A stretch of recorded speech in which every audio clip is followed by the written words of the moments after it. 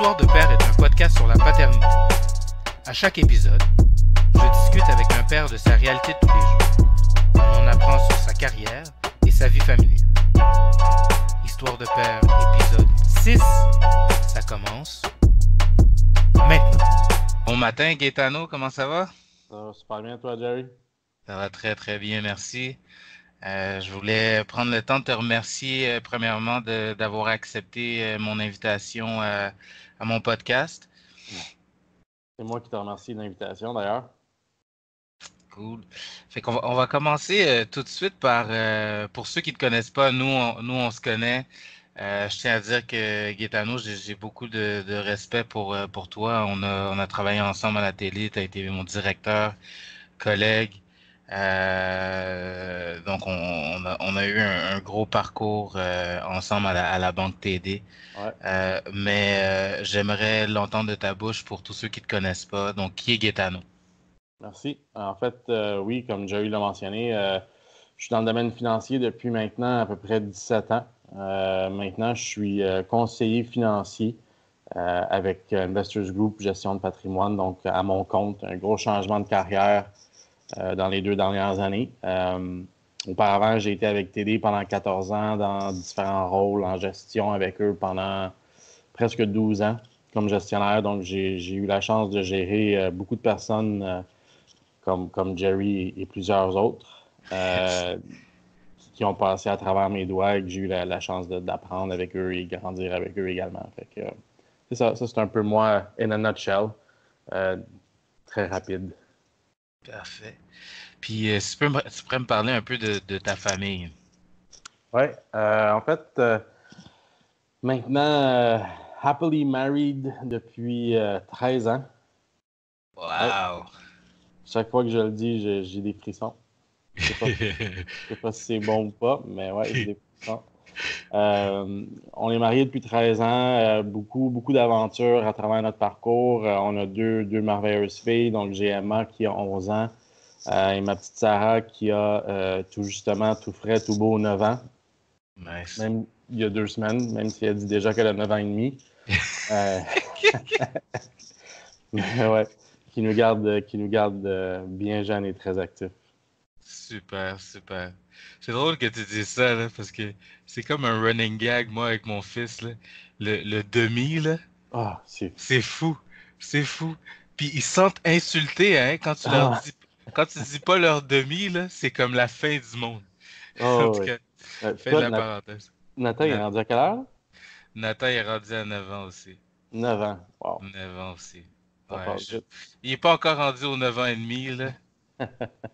Ça fait depuis Hey, le mois d'août, mais il m'a pas encore dit 9 ans et demi. Fait que... écoute, je me souviens quand tu m'as annoncé que tu allais être père. Ça Ah, fait c'est longtemps, fou, là. hein? Ça fait Aïe, longtemps. aïe, aïe, aïe, aïe. Ouais. Moi, je me rappelle encore quand je l'ai appris de ma conjointe du moment, Christina. Elle Ouais. m'avait appelé, puis j'étais au travail, puis j'étais aux toilettes, puis j'ai tellement gueulé fort dans les toilettes que je suis sûr qu'il y a du monde dans le corridor qui m'entendait. Ouais. En tout cas, fin de la parenthèse. Ouais. Donc, qu'est-ce que la paternité a changé pour toi? Tu sais, c'est drôle. Ça a changé beaucoup, mais ça n'a pas changé énormément non plus. Je m'explique. Euh, Moi, je suis enfant unique. Ma conjointe l'est également.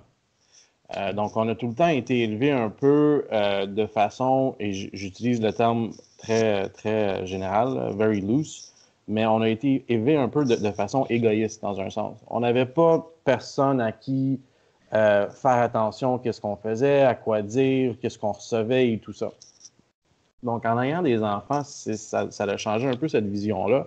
Parce que là, tout d'un coup, même en tant que couple, on était un peu égoïste, mais égoïste de façon quand même combinée, là, on s'entend. On n'était pas méchants un contre l'autre, là, mais c'était beaucoup plus facile dans un sens, dans un couple, de dire, OK, ben ce soir, je sais pas, on fait pas à souper, mercredi soir, on sort. Puis on était quand même très sorteux, jeunes mariés. On l'est encore d'ailleurs. tout ça pour dire qu'en ayant des enfants, ça change un peu ta vision. Tu as un côté qui fait en sorte que tes décisions sont remises en question. Avant de dire un oui automatique, ça c'est comme, OK, attends une seconde, est-ce que j'ai quelque chose? Est-ce que les filles vont être prises en charge? Et ainsi de suite. Donc, ça a changé un peu cette vision-là.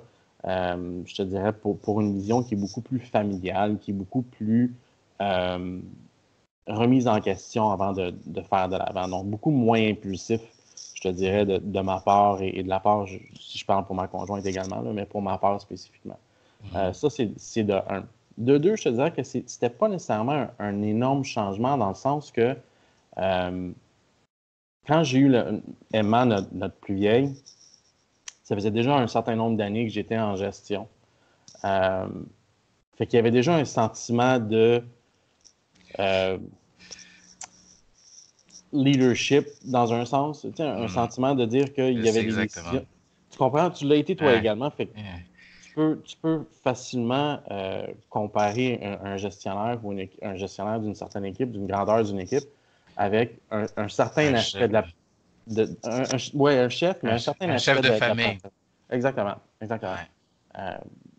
Puis c'est sûr que ça va s'appliquer dans différents domaines au niveau de la gestion, mais je pense que dans le domaine où nous on était, dans l'encadrement où on était, la paternité ressemble sur certains volets là, un peu à la gestion qu'on avait à faire à ce moment-là. Donc je te dirais que ça a changé beaucoup, mais ça n'a pas changé tant que ça en même temps. Puis je veux dire, ça change constamment également. Là. On s'entend que au point où je suis rendu avec les filles, je ne suis pas à la même place où j'étais il y a 5 ou 6 ans avec elles non plus. Donc on continue à apprendre. C'est un changement qui se vit, je pense, à plusieurs cycles, la paternité. Absolument, absolument. C'est drôle que tu dis ça parce que moi, j'avais aucune idée que tu étais fils unique. Puis c'est drôle parce que moi aussi, je suis fils unique. Puis les mêmes constatations que tu viens juste de parler, dont tu viens juste de parler, c'est exactement pareil pour moi, là. Parce que la réalité de fils unique, là, si tu parles à quelqu'un qui a eu juste un sibling, un frère ou une sœur, tout de suite, tu sens la différence. Nous, on a été un peu gâtés pourris. En tout cas, moi, je sais que je l'ai été. Puis, en plus, j'ai été élevé par par la grand-mère. Fait que c'est ça, là. J'étais très, très, très égoïste. Puis, tu sais, ça teinte vraiment ta personnalité. Fait que quand tu arrives comme parent, c'est comme, ouf, OK, il faut que je tienne en compte un autre humain pour le reste de mes jours, là. C'est ça, là. Fait que, tout ça en tête, là, qu'est-ce qui serait tes 2 plus gros défis en tant que père? Les lunchs. Non. Les lunchs. Non, écoute, honnêtement,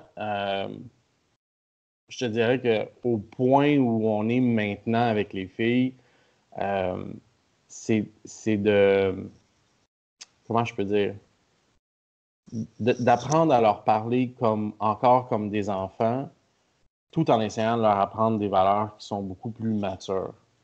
Je te donne un exemple. Ma plus vieille, qui a 11 ans, qui s'en va au secondaire l'année prochaine, de la façon qu'elle me parle certaines fois, je dois quand même me rappeler que c'est un enfant.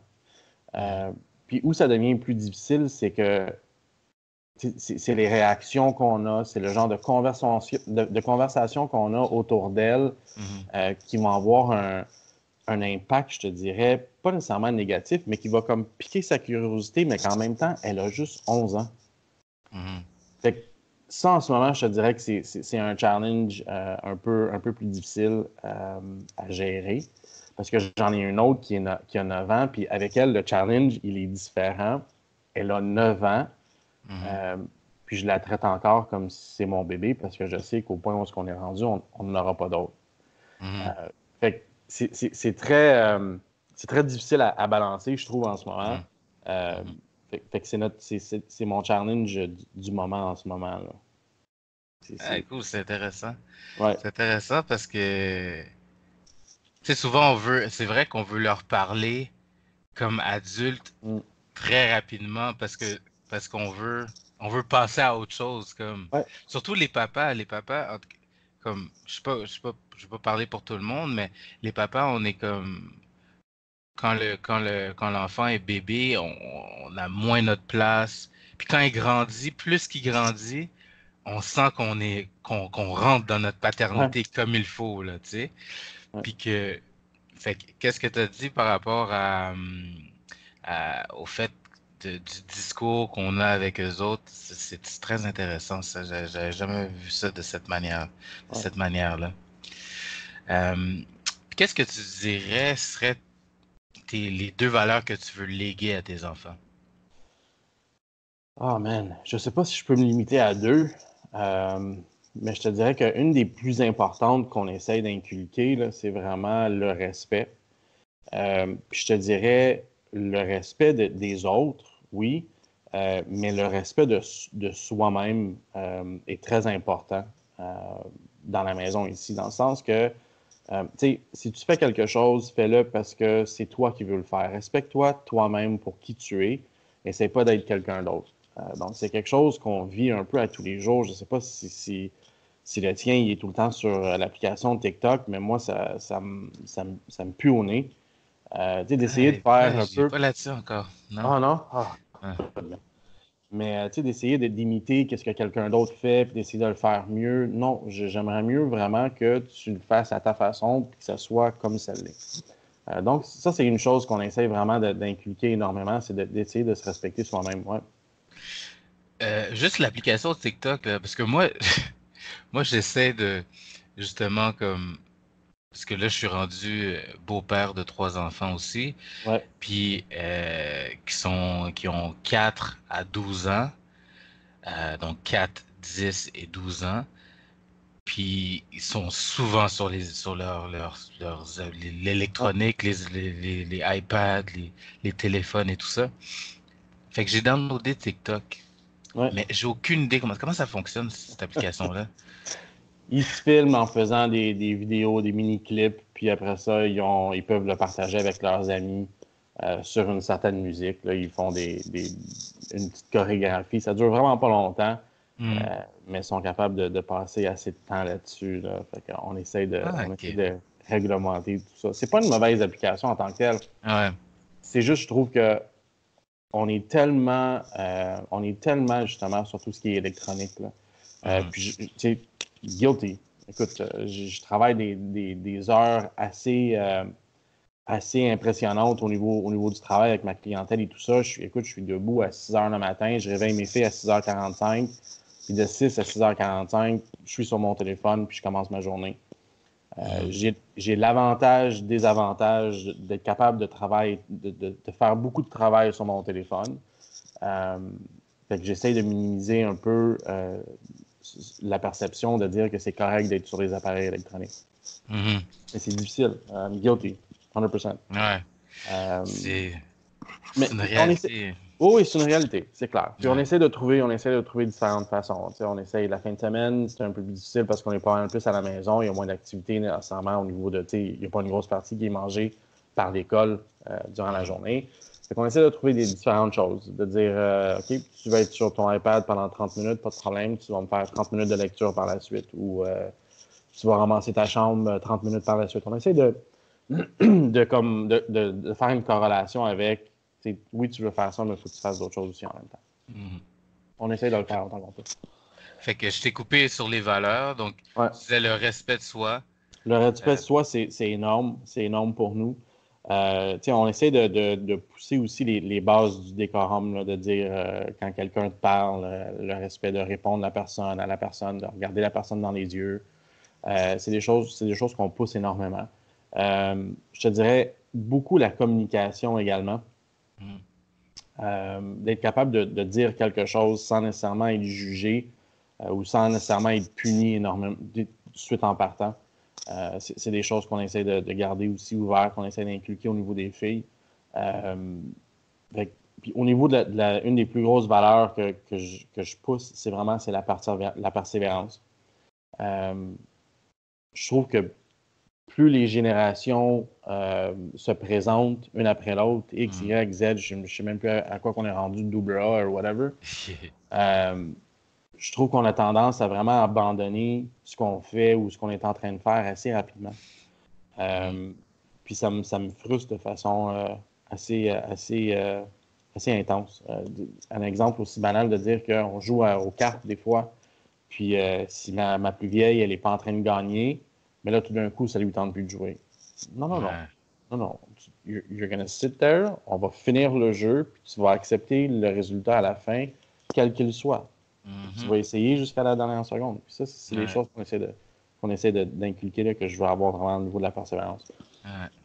C'est important aussi au niveau personnel, professionnel. Tu le sais autant que moi, là, si tu n'avais pas persévéré comme tu l'as fait, tu ne serais pas où tu es aujourd'hui. Absolument.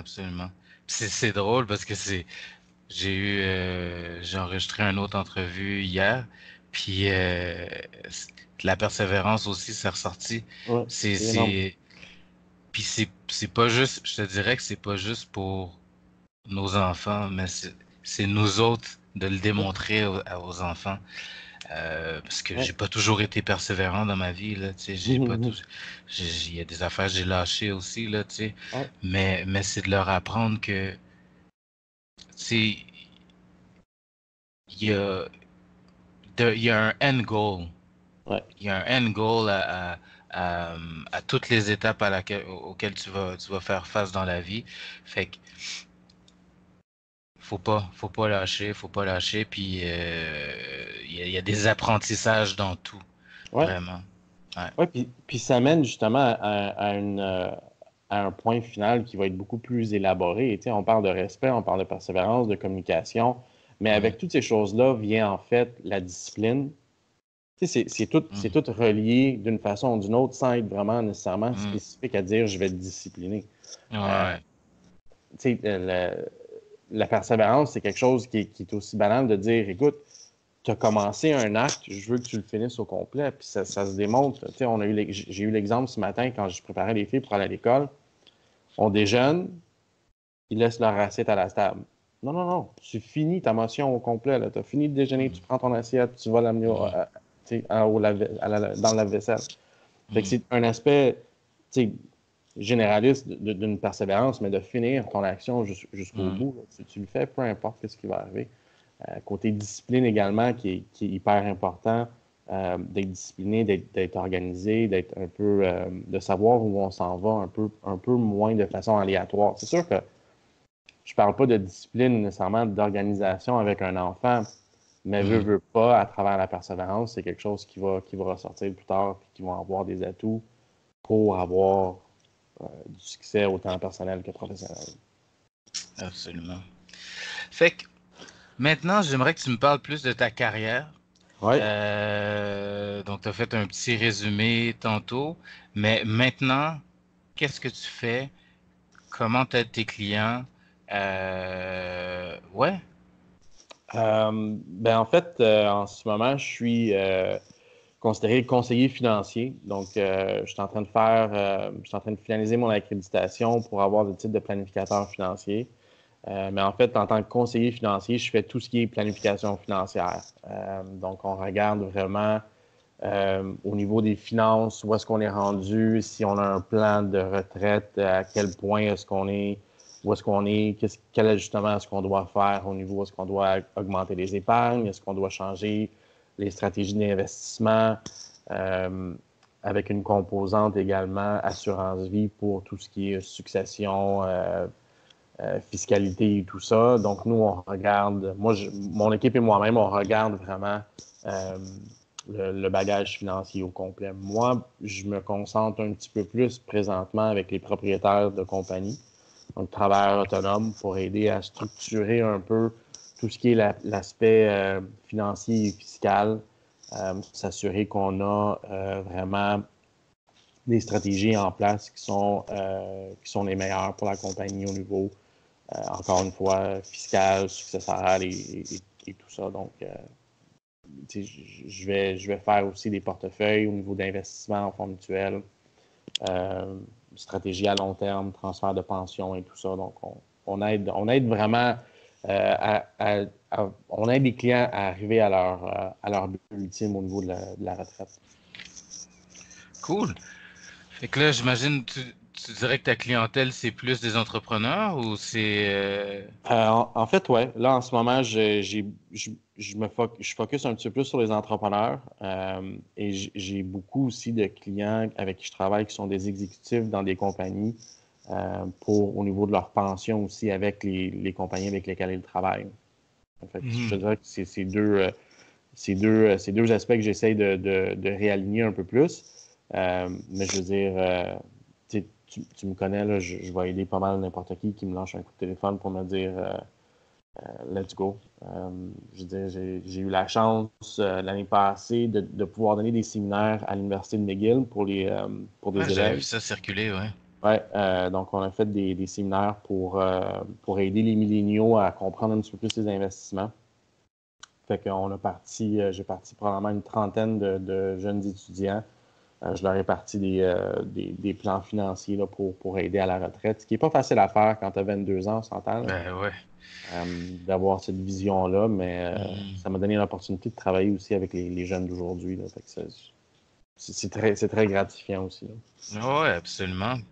Puis je suis sûr qu'ils vont t'en être reconnaissants parce que partir des investissements aussitôt, j'aurais aimé ça pouvoir le faire moi aussi. Ouais, écoute, Tu sais, c'est... c'est vraiment la phrase avec laquelle je commence le séminaire en chaque cours, puis je leur dis j'aurais aimé être dans votre situation actuelle, à votre âge. C'est pas moi qui vous donnerai le cours, je serai quelque part sur une île dans les les Bahamas, on s'entend. Ouais. Donc, j'espère qu'ils vont l'apprécier, en tout Ouais, ouais. Puis, à quel point ta carrière ou ce que tu fais, parce que ça fait au-dessus de 15 ans que tu es dans 17 maintenant, ouais, 17. wow, que tu Ouais. dans le domaine financier, est-ce que tu penses que ça a eu une influence dans ton style de père? Euh, J'aimerais bien te dire oui, mais on est, tu sais, je te dirais que je suis quand même un bon vivant dans le sens que je m'empêche pas de faire les choses que je veux Ouais, faire ça, je le sais. en ce moment. Euh, tu sais, puis j'aime bien gâter mes filles aussi. Je te dirais que dans la dernière année, ça a commencé à prendre une tournure un peu différente. Avec mon changement de carrière, je veux dire, quand j'étais avec TD, surtout en tant que directeur de succursale, j'étais pas très souvent à la maison. J'étais souvent occupé la fin de semaine des appels avec des employés qui étaient en succursale et tout ça. Donc, ma présence, elle était pas d'une bonne qualité à la maison quand elle était là. Tout ça pour dire que maintenant, avec le rôle que je fais, j'ai beaucoup plus de flexibilité à choisir les moments auxquels je vais être à la maison par rapport à ma clientèle et tout ça. Puis ça a commencé à évoquer un petit peu de curiosité par rapport à mes filles, de dire OK, mais tu travailles pas nécessairement autant ou on le voit pas autant, mais on est capable de faire tout ce qu'on fait maintenant. Fait pourquoi est-ce que tu n'as pas fait ça avant? Fait que ça a évoqué beaucoup de conversations au niveau de la finance, justement, de comment ça fonctionne dans le monde des travailleurs, là, de dire OK, je fais ça, puis je vais avoir une telle rémunération, et ainsi de suite. Mais ça a commencé aussi à se mettre ou à se translate, désolé de l'anglicisme, mais à se transmettre au niveau des conversations de qu'est-ce qu'on achète ou qu'est-ce qu'on fait. Ah, ouais, intéressant. Très, quand même, tu sais, de dire OK, ben écoute, l'année passée, on n'est pas allé en voyage pour X, Y, Z raison. Est-ce que tu savais qu'un voyage comme ça coûte tel montant? Est-ce que tu savais que ta robe ou ton costume pour ta troupe de danse compétitive coûte tel montant? Fait que c'est de commencer à associer aussi un peu la valeur du dollar, mais de façon assez concrète. Ils ont tous les deux un compte de banque. C'est assez drôle de les voir réagir une et l'autre quand on va à la banque. J'en ai une qui sort tout le temps de l'argent. Puis j'ai l'autre qui ne fait qu'en déposer. Nice, nice, nice. Ils ont un compte de banque depuis quand? Moi, j'ai ouvert un compte de banque pour eux à la naissance. À la naissance. Oui, puis parce que tu sais, souvent on a des activités familiales ou des fêtes, Noël ou tout ça, puis on a des gens qui vont donner un montant d'argent. Fait que moi, c'est quelque chose qui m'a été démontré par mon parrain de dire, OK, ben toi, tu veux donner de l'argent à mes enfants, parfait, super, j'apprécie. Je vais matcher dollar pour dollar ce que tu donnes à mes enfants également parce que c'est quand même, c'est mes enfants. Fait qu'on l'a fait de cette façon-là depuis la naissance. C'est pas un montant exorbitant, là, mais juste de voir un petit peu la compréhension, de dire, écoute, si tu veux t'acheter ce que tu voulais, que papa a dit non, pas de problème, on va aller à la banque, puis tu me donneras le 30 $. Est-ce que tu penses que ça vaut 30 $ quand tu en as X montant? Fait que c'est de voir un petit peu le calcul puis la réaction qui se fait dans la tête, là. C'est intéressant, on est rendu là. Ouais, non, c'est super intéressant ça parce que c'est difficile pour des enfants, surtout de nos jours, de comprendre la valeur de l'argent. Ouais. Pour eux, je le vois avec Nathan, là, c'est... Maintenant, il commence. Maintenant, il commence parce qu'il a son compte de banque lui aussi, puis il fait ses choix. J'ai un exemple cet été. Moi, j'ai 2 billets de saison à l'Impact. Puis il y a un des matchs, j'avais pas de billet pour lui. Puis lui, il voulait vraiment venir. J'avais dit, papa, il n'y a pas d'argent pour t'amener cette fois-ci. Il a pris l'argent dans son compte de banque puis il l'a acheté. Fait qu'il a pris la décision de retirer de l'argent de son compte de banque pour cette activité-là parce qu'il voulait vraiment y aller. Puis, le pire, c'est que je sais que tu y vas souvent quand même avec lui. Ouais. Puis je suis pas même sûr que le match qu'il va avoir apprécié le plus, c'est celui-là pour lequel lui a payé lui-même. Ouais, c'est clair. C'est fascinant de voir que quand même à cet âge-là, ils ont une certaine compréhension quand c'est bien expliqué ou quand c'est bien démontré au niveau de la finance. Ouais. Tantôt tu parlais, j'ai entendu danse compétitive. Ouais. Fait que est-ce que tes deux filles font ça ou explique-moi un peu quelles activités qu'elles font? En fait, les deux l'ont fait ensemble assez longtemps, la danse compétitive. Les deux ont été dans les mêmes catégories, plus ou moins. Fait que j'ai passé une bonne partie de leur jeunesse dans des gymnases à regarder de la danse compétitive.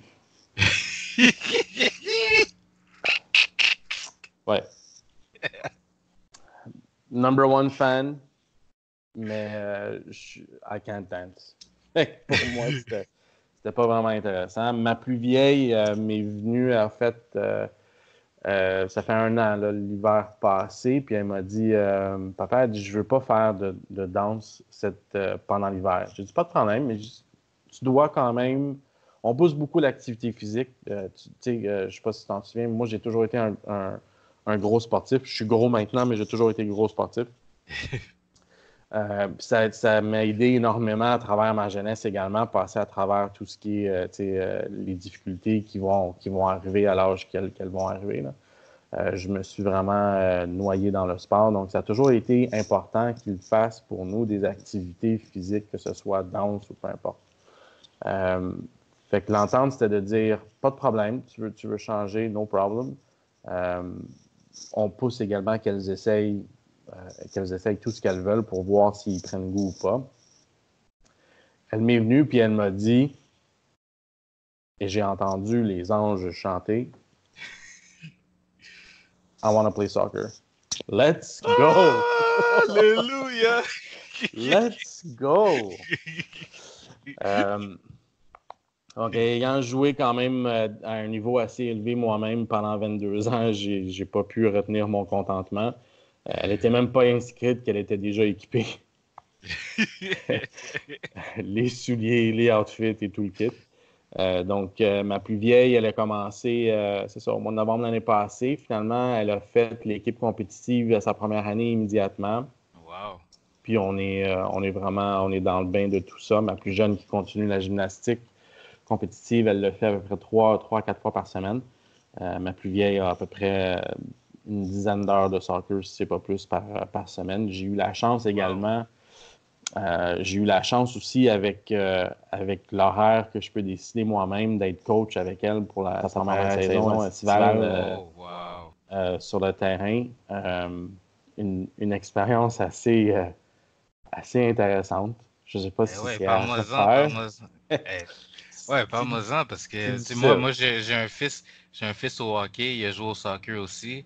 Puis souvent, je me pose la question, j'aimerais ça coacher, mais c'est tellement de temps à dédier, c'est bénévole. Puis en même temps, est-ce que je vais être bon comme coach avec d'autres kids, puis mon kid? Ah, c'est difficile, là. C'est difficile comme. Fait que parle-moi de Très, ton expérience. très difficile. Écoute, ça a été it was a roller coaster.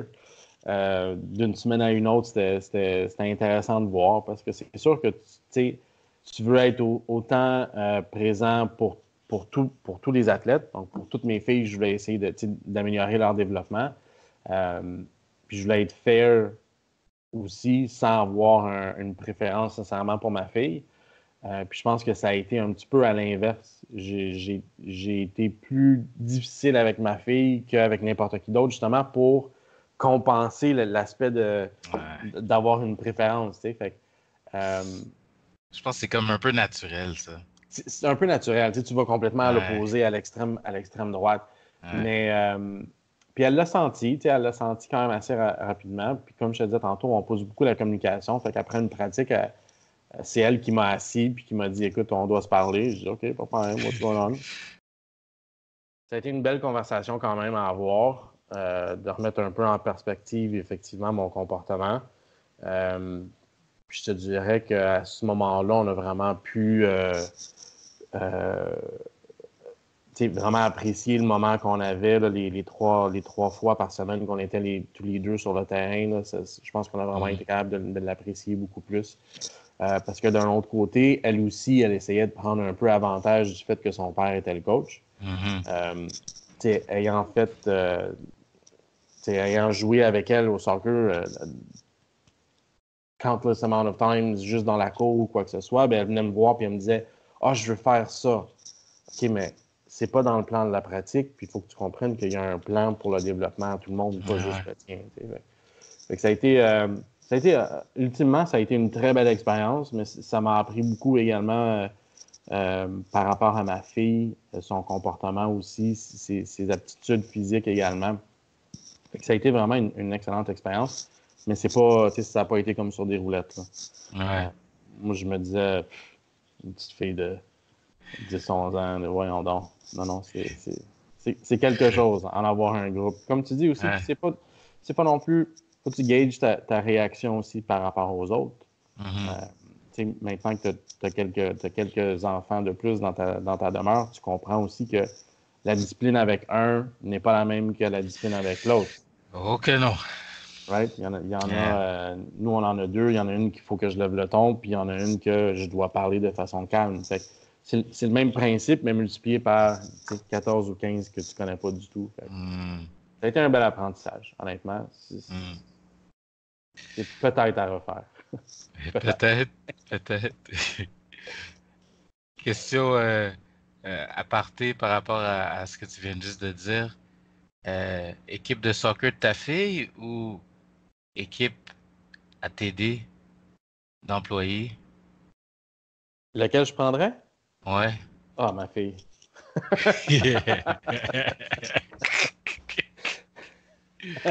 Ah oui. Non, c'est beaucoup plus facile de gérer des enfants que des adultes qui agissent comme des enfants. Oh, ouais, absolument. Ça, gros clin d'œil à t'aider. Ouais. No disrespect. No Non, disrespect. none whatsoever. Non, je le dis toujours, no disrespect. Je serais pas où je suis aujourd'hui, j'aurais pas été le type de gestionnaire si ça n'avait pas été de t'aider non plus. Là. Ouais. Justement, une question qui me vient par rapport à ça. Est-ce que ton, ton,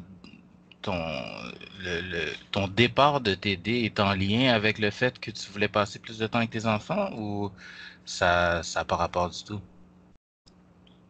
En lien direct et indirect, je te dirais. Mon départ de TD a été stimulé par des événements qui ont en fait questionné moi en tant qu'individu, en tant que père de famille, en tant que gestionnaire dans une corporation, en tant que beaucoup de choses. Puis un des points décisifs, ça a été de dire je veux passer pas nécessairement plus de temps avec ma famille parce que j'étais quand même assez présent déjà, même malgré l'heure. Puis je veux dire, en toute sincérité, je prends plus d'heures maintenant. Mais la qualité du temps qui est passé à la maison est très, très, très différente. Le temps qui est passé à la maison, c'est moi qui le choisis. C'est moi qui le détermine. Donc, je suis vraiment là pour les événements qui sont importants, autant pour mes filles que pour moi. Donc, oui, je te dirais que ça a eu un impact sur la décision de quitter. Là. Cool. C'est ce que je pensais parce que, justement, tantôt, tu en parlais, puis tu disais à quel point que maintenant, tu choisis un peu ton horaire. Ouais. Mais quand tu es directeur de succursale à la Banque TD, tu as quasiment plus de vie, là. Exactement, l'horaire, c'est pas toi qui le détermine, lui, déjà prédéterminé, which is, c'est correct, là. Ouais. Mais tu réalises à un moment donné que tu es dans un bain, que tu es dans une routine qui fait en sorte que tu n'as pas vraiment le contrôle. C'est quelque chose de banal de mes filles venaient me voir et me disaient cette semaine, pour la pratique de danse, on peut inviter des parents à venir faire le cours. Écoute, en toute sincérité, je ne voulais pas nécessairement y aller. On ne le dira pas à personne. Non, tu sais. Mais au moins d'avoir le choix de dire oui ou non, c'est quelque chose qui a commencé vraiment, qui commençait à m'affecter un peu, de dire j'ai même pas le choix de dire oui ou non. C'est un non catégorique. Fait que oui, définitivement, ça a eu un impact. Puis on le ressent aussi maintenant. Tu sais, mes filles, ma conjointe, elle a fait un énorme sacrifice quand on a eu des enfants. Elle a mis sa carrière en attente pour avoir un horaire qui était beaucoup plus flexible,